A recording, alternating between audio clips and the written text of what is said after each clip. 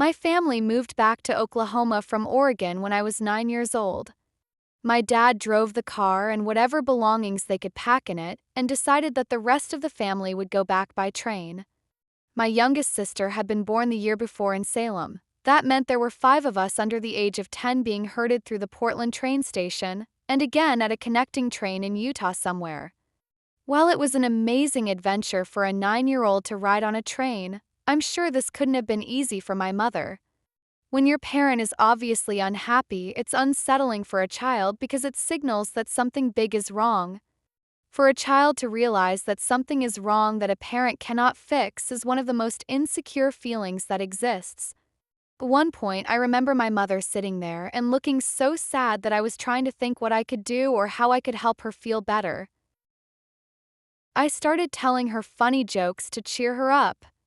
I can't remember what kind of jokes a 9-year-old would have known, but whatever I said obviously took her mind off what she'd been thinking, and I felt good when I was finally able to make her smile.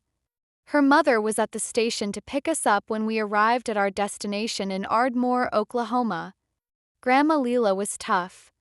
She ran her household like a general and always had 2 things in her hands: a cigarette in a plastic filter and a switch.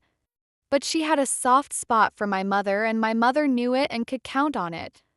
Now that my mother was home, Grandma would be the one my mother turned to for support, and I could be a kid again for a little while longer.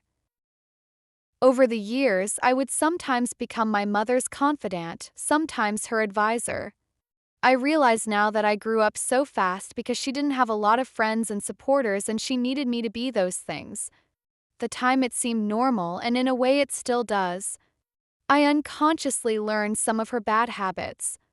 I try to be supportive and loving, but at the same time I'm intensely aware of the invisible wall very few are allowed behind.